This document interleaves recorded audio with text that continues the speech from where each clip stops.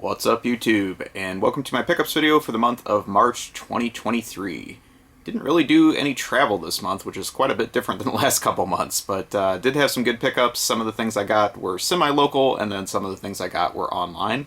No real theme to this month whatsoever. You're going to see a whole bunch of just random stuff, pretty much, that I found along my way. So let's go ahead and get started. The first thing I got was at a game store that is about an hour south of me, that I didn't even realize was selling video games until recently. The store has been open for probably over a decade, but the last time I popped in there about 8 or 9 years ago, it looked like it was just Magic cards and board games and things like that, not really what I'm going after. So what I found out recently is now they sell video games, and surprisingly they had a really good supply in stock. So they also had a lot of import games for Japanese systems and European systems even. So one thing I grabbed while I was there is a game for the Sega Mega Drive for the European system, which obviously works on the Sega Genesis here as well, no problem, and that is Psycho Pinball. I like my pinball action games, so this is definitely a win for me. And it was developed by Codemasters, which did publish some stuff here on the Genesis, so I'm kind of surprised we didn't get this one.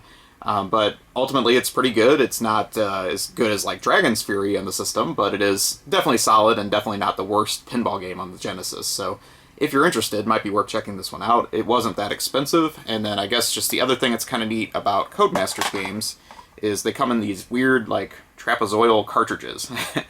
Even the ones we got here in the US have the same shape. So kind of just unique for that. And then of course you have the manual, which is like horizontally shaped versus vertically, so it's very different on the European games. It was the same way on Master System too. So, but this does play just fine on the Genesis, and I got a pretty good run of playing this. I think it had a total of 3 or 4 tables, but what I liked about it is it actually tried to recreate some of the dot matrix displays of the actual pinball games pretty well for such an early 16-bit title, so maybe something it had over some of the other releases of the time. But definitely decent and worth grabbing if you like home pinball games for consoles.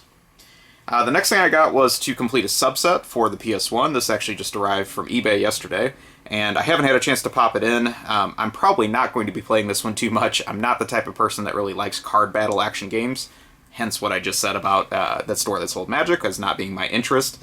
But this is a card battle action game for the PlayStation 1, and that is Monster Rancher Battle Card Episode 2. Why did I want this game if I'm not really into this genre? I was actually going to complete the subset of all the Tecmo published games for the US PS1, and now I can make a video on that subset. So I've done a few of those PS1 subset videos that seems like most of you guys liked, so I'm going to go ahead and do one of those in the near future featuring this game as well as all the other Tecmo published games for the system. Actually, I've heard good things about this. I posted on a PS1 Reddit that I grabbed this, and everyone's said that I don't like card battle action games, and said, you're crazy, you need to play this anyway, it's really that good, and it's easy to pick up and play. So maybe I will become addicted, and that will be my new addiction, I don't know, or I'll just pass on it. But obviously not a huge fan of the Monster Rancher franchise either, but I do like that you can swap in CDs for different characters, just like you could with the other Monster Rancher games on PS1. So kind of neat technology of its time. The other thing I would say about this, you may be wondering, why is this Episode 2? There wasn't an Episode 1 on the PS1. The first game was actually on the Game Boy Color in the US, and so kind of interesting that they kept the numbering of the system, or of the series, even though the first game was on a portable system, not a home system. So anyways, decent to find that, I guess, and wrap up that subset. This next game I got was also a local find. This was another store that is starting to get more import games. I think they just had a huge trade-in of somebody's collection that was very deep, because they're getting some really good stuff for like Japanese Saturn, Japanese PS1, and in this case, Japanese PC Engine. This is a game I've wanted for many years, and ultimately seeing it in person, I was like, I gotta have this. So this is called, I'm trying to remember the full Japanese title. It's like Fushigi No Yumi no Alice, but better known as an Alice in Wonderland themed game. It's a platformer, and it's by a developer I really like called Face, that did some pretty unique titles for the PC Engine, as well as a few other systems like the Neo Geo, and even had a few arcade releases. I wouldn't call them an A-tier game designer by any means, but their games always just had a unique flavor to them, and they tried some different things. What you might think by seeing this cover is that this is just like some cutesy game that was designed for Japanese girls of the 1990s. I would say probably not. This game is pretty psychedelic in nature with some of the character animations and things that happen, and then also the difficulty ramp in this one is incredibly high. So I feel kind of sorry for any child that got this game back then. They would have had to get good at this pretty quick to survive. One other thing I want to show about this game, and number one, I should just also mention, like, it's in really minty condition. It's got beautiful stickers and spine and everything. There's no fading, like a lot of the PC Engine games have. But the other thing I thought was pretty neat about this one is the manual is actually a poster. So since the PC Engine games didn't come in a big box like the US games, it was pretty unusual to find a poster with the game. But as you fold out the manual, you get this neat poster inside. Scroll up so you can see it. And you can see a lot of the character designs, and they are pretty whacked out. But the art style on here is pretty awesome, in my opinion. So, kind of a shame we didn't get this game in the US. I mean, would it have toppled Mario 3 and been the system seller? No. But would it have been, you know, a welcome addition to the US library and having something else to play in more of a platformer genre?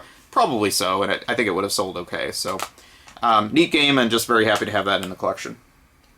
A big one off my want list. If you guys have been following my videos for a while, you know I'm going for a complete US Neo Geo Pocket Color collection, and while it's only 32 titles, it has been the most painful complete set I've ever tried to put together. These games are just so hard to find, and it seems like eBay is now the only source to grab these. So finally, I came to terms on this game, which is another one of the gambling games for the system, of which there are 4. And so this is Neo Dragon's Wild, which is a poker game. It's like a 5-card poker game. And I do like poker. I thought I might be kind of into this, but I played it for about an hour or so, and then ultimately it just kind of left me dry. It's, you know, it has some little slot machine sub stages that are like meant to mix it up, but there already are slot machine games on the Neo Geo Pocket Color, so I don't really know why that was necessary. But overall, it's a solid enough playing video poker, but if I'm going to play video poker, I might as well just go to the casino and play the real thing. So, very happy to get this in my collection, however, and this gets me down to 2 titles remaining for that complete set. And of course, they both are also gambling games. It has just been so tough to get this set. I never thought, you know, when I started, it would get to this level, but happily came to terms with a seller on eBay on this. It had been sitting on there for months at some crazy price. He finally took my offer on it, and we made a deal. So, very happy to get that off my want list, and now I'm down to the last 2, so we'll see how it goes. Everything else I got is gaming related, so that is all the games I picked up. But while I was down about an hour south, I went to another game store that I did know about, that I've been to several times. And I feel like that store's kind of been picked dry, like they just really don't get a whole lot of new inventory in.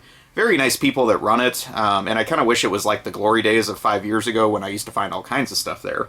But one thing I have learned over my time is you always ask, do you have any loose manuals for sale? And in this case, it got them digging. They took me into this back room and started going through these piles and piles of stuff, knowing that somewhere they had a box of manuals for me to dig through.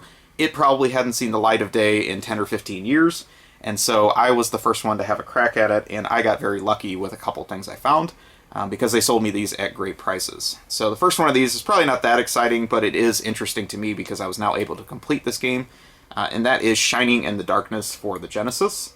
And I have the case and manual, or case and cartridge for this one already, so not a super expensive game by any means, but for some reason this manual was very difficult for me to find just loose, as most Genesis manuals are. It seems like most people just toss the manuals for the Genesis, unlike the Nintendo systems. So very happy to find this one, but then I just kept digging in the box, and I found something I really, really wanted. And this is another one that now completes my copy, and that is the manual for Splatterhouse III on the Genesis. It's actually in pretty nice shape, so very happy to have this. Always thought the artwork on this one was cool, and just very happy to finally have this game complete, because it's been kind of a thorn in my side for a while. I've had the box and cartridge on this one for a long time. Same deal here, very difficult to find manuals sold loose, but they had it, and they gave me a very good deal on this, so very happy about that. I think they were just excited somebody was asking about them. It was just, you know, they'd completely forgotten that they had all that stuff. There actually was a fair deal of NES manuals in there as well, but unfortunately I had them all, so didn't get any progress on my collection with those. But just very excited to find stuff like that. And they even told me that next time I'm down, when they had a little more time, because they were closing soon after I was there, they would take me into the extra backed room that is even bigger and let me dig for some of the other stuff. So who knows what other buried treasure is in this store. I probably need to get back down there before somebody else does, so we'll see. And maybe I'll have some other finds from that in the future. One other thing I got this month was a magazine lot that I bought on eBay. I was very happy to find these 6 magazines sold together, because paying postage on magazines is a huge pain since they don't qualify for media mail. They have advertisements in them, if you're ever wondering why sellers always have to charge full postage on magazines. So what I got is some Game Informer magazines from 1995, which was a kind of a hole in my Game Informer collection. I'm trying to get the full set of everything from 1991 when the magazine started up to about 2000. It's really like my peak interest in Game Informer. And I have like everything from like 98 up, and I have everything from like 94 back. But those mid-90s ones are definitely a gap. And they seem to be a little bit more difficult to find because Funko Land, where these magazines were originally sold or subscriptions were signed up through, really wasn't as big in the mid-90s as they were towards the later years of the 90s. So anyways, got some pretty cool issues of Game Informer. I like this period of gaming. It was pretty wacko. This is when like PS1 and Saturn were hitting the market, but you still had the 16-bit systems going strong, and then you had all the weird stuff like 3DO and Jaguar and Virtual Boy also clogging the market, and 32X. So these particular issues had a lot of coverage of like all kinds of systems of games, and I think it was kind of a wacky time in the industry. But some neat covers in here as well. This first one is for Daytona USA, and also has some coverage of Darkstalkers when it was just an arcade game. So very happy to get that. I like this cover a lot. This is one of my favorite covers. Like, this one really stands out. If you see a lot of Game Informers, I've always thought this was really cool. It's for Batman and Robin. I think it was for the Genesis version of the game, because it came out on lots of different systems for in varying versions. But very cool artwork on this. It's obviously probably just a screen clip from the cartoon series, but I just think as a magazine cover, it really stands out. Just a lot of cool use of color, and the way it fills the frame and everything like that. Just cool. Very neat cover. I don't know. I'm just probably saying too much about it. I just think it's very cool. This next one, though, also is worth mentioning. So this one is Lunar 2 Eternal Blue for Sega CD. When else did this awesome game make a game magazine cover back then? I'm not aware of any. And let's talk about it even more. So, not only, it's also a gatefold. It's the only gatefold of these, and they gave it this super cool cover. And there's more to the story. So if you read the editorial, or editor's letter in this one, the big thing that he mentions is this was actually intended to be a Chrono Trigger cover, which also would have been pretty cool. And at the last minute, the artist from Dragon Ball that also did the Chrono Trigger art became a prima donna, basically, and was demanding royalties for them to put it on the cover. And their pushback was, we're helping sell the game. Like, we're not paying for that to be on the cover. And so it got pulled at the last minute, and they needed artwork, and they were also covering Lunar in this issue anyway. So they placed a call to Vic Ireland of Working Designs, and he provided all this great artwork that ended up on the cover. What a cool story. So very neat to see that, and I think, you know, if you hadn't read the letter, you would never know, like, wow, there was like such a cool backstory around this. I can't remember if this was the actual issue or if it was one of the other ones, but I had another interesting surprise from one of these. I'm just seeing if I can find it real quick. There was an advertisement in, I guess it was in a different one. There was an advertisement in the back of one of these for Squaresoft mail order. And you could actually order some of their 16-bit RPGs through mail order, which isn't obviously that unusual. It was a little unusual, maybe, that the manufacturer themselves was selling it. But what I found very interesting, being from St. Louis, is the office that this was located, that the fulfillment center was like 20 miles away from me. I have no idea why they would have picked that, other than just central location. I would have expected it to be in California or something. So Squaresoft of US was not located here, so I have no idea why they contracted it to that fulfillment center. So I even looked up the address, and I'm like, is there like a warehouse full of sealed Super Nintendo Squaresoft games? No, it's now like a computer business or something like that. So very interesting. I'd love to find some people locally that might know about what else was sold out of that fulfillment center. Was it like multiple different brands of games, or was it strictly Squaresoft? Who knows? Anyways, I digress. Next issue is a Killer Instinct issue, and not really one of my favorite games, so that one's a little bit less interesting. And then, of course, it was the mid-90s, so everything had to be about Mortal Kombat. So here is the obligatory Mortal Kombat 3 cover, which just about everything had a Mortal Kombat cover, it felt like, of the time. EGM, sometimes there were like 4 Mortal Kombat covers in a year. It was ridiculous. But I guess that's what sold stuff on the newsstand, so that's why I got it. And then the last one, also kind of neat, is a Diddy Kong Quest Donkey Kong Country 2 for Super Nintendo cover. Always like this game as well, so very colorful covers. You know, if you look at Game Informer today, the covers are so drab. They're all featuring just some scowling man and about a first-person shooter or whatever. I wish they would go back to just some of the things that made the magazine pretty neat in its early days. So the only thing I would say was a downer about these mid-90s issues is they didn't have the section at the very back of the magazine that actually featured older titles, where they would cover like some NES stuff. Those I always liked, and they gave like reviews of those games years after they came out. I know the late 90s issues had them, and I could have sworn some of my earlier 90s ones had it too, so maybe I'm just making that up and they didn't come around until later. But none of these issues had that feature, so that was the only thing I thought was missing. But very happy to get those. I'd like to get some more of the 90s era Game Informers and kind of wrap up the collection. They're very thin, they're easy to read through, so I got through those pretty quick.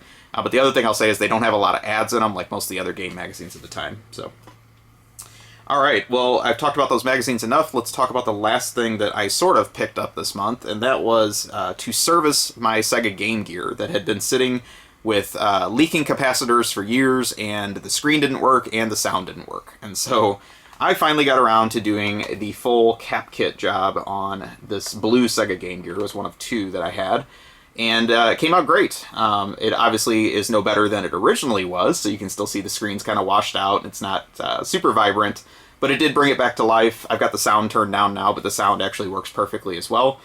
It did need the full recap. There was a lot of issues with it. Took me a long time to get this first one done, and then I also put a new screen cover on it, or whatever you want to call it, new glass cover. So it looks a lot sharper. There's no scratches or anything on it now. But I don't think I'm going to stop here. My next phase is actually I do want to put a modern screen in this, and I ordered one from Australia at the very beginning of the month, and it literally just showed up today. So that's probably going to be my project for the next month, is modding this thing again, now that the capacitors are replaced with a modern screen. So I did also attempt to recap a black Game Gear that I've also owned even longer than this blue one, and unfortunately I couldn't bring that one back to life. I think that one had had a lot more leakage, and it probably damaged some of the traces on it. I may get back to it someday, but honestly these things are so cheap broken, I might just take a crack at fixing another one that needs a cap repair and see if I can bring it back. But very rewarding project, and of course we're displaying Bubble Bobble on this one, which is one of my favorites for just about any system that it's on. So very happy to have this, and maybe you'll see it again soon once I do the new modern screen transformation. So wish me luck on that. But that is it for the month. Like I said, kind of a random mix of stuff. No real theme or anything I was chasing this month other than my Neo Geo Pocket Color collection. So hopefully you enjoyed. Please take a moment, like, comment, subscribe, and let me know what you think. I will talk to you soon. Have a great day or night, wherever you are.